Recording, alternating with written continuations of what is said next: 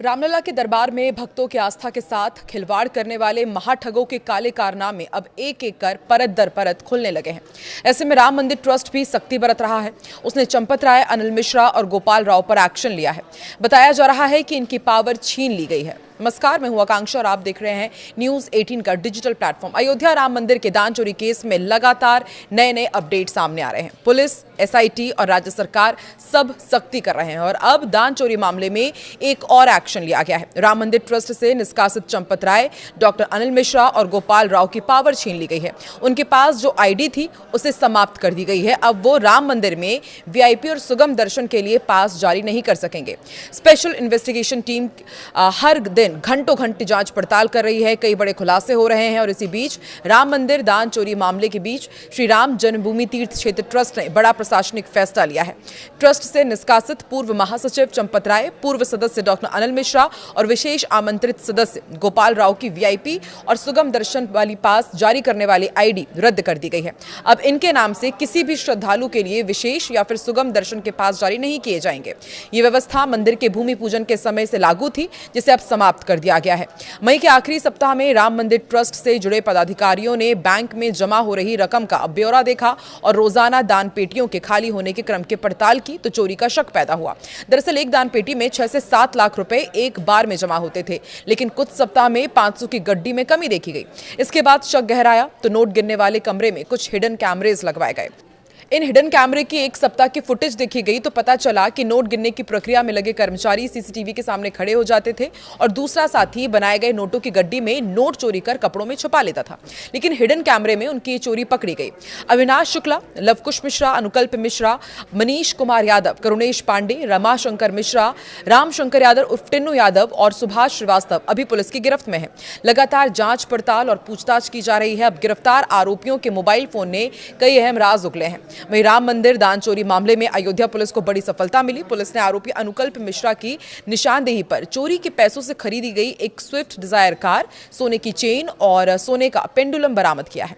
इस कार को पुलिस काफी समय से ढूंढ रही थी। राम मंदिर में चढ़ावा चोरी केस में एसआईटी रिपोर्ट के बाद राम जन्मभूमि थाने में 8 नामजद आरोपियों को पुलिस ने गिरफ्तार किया था। जिन लोगों को अरेस्ट किया गया है उनमें कई लोग ट्रस्ट के महासचिव चंपत राय और सदस्य अनिल मिश्रा के करीबी भी शामिल हैं।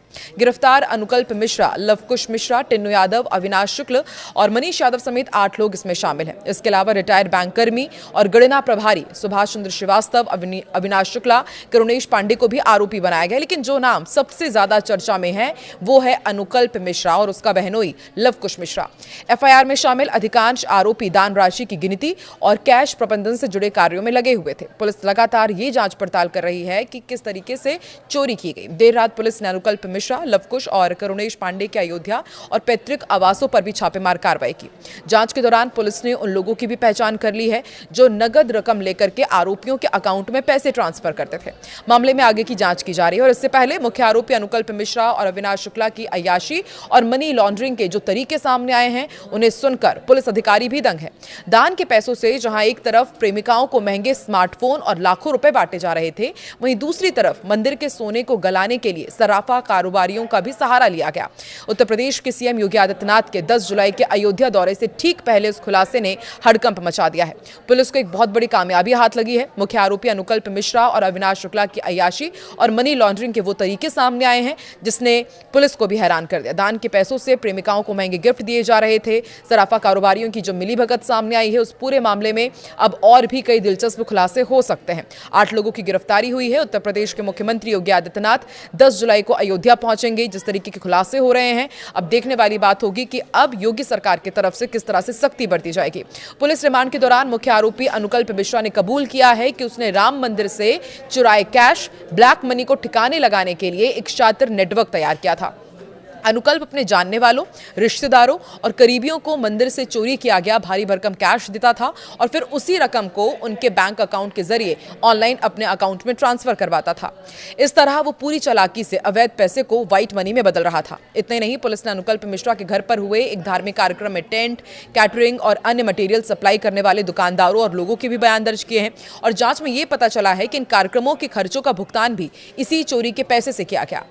पुलिस अनुकल्प मिश्रा को सबूतों की बरामदगी के लिए उसके पैतृक आवास पर भी लेकर जा सकती है। तो देखिए एक के बाद एक कितने बड़े खुलासे हो रहे हैं। अनुकल्प मिश्रा से बस अभी इतना सब कुछ खुलासा हुआ है, तो सोचिए जब 8 आरोपियों से पूछताछ की जाएगी तो फिर और भी चौंकाने वाले खुलासे हो सकते हैं। आपको क्या लगता है किस तरीके से मंदिर से जो दान राशि चोरी की गई उसका इस्तेमाल इन 8 लोगों ने किया, और क्या सिर्फ 8 लोग जिम्मेदार हैं इतनी बड़ी चोरी के लिए? किस तरह से एक्शन लिया जाना चाहिए, क्योंकि लाखों करोड़ों लोगों की आस्था के साथ ये सरासर खिलवाड़ है? कमेंट सेक्शन में जरूर बताएं।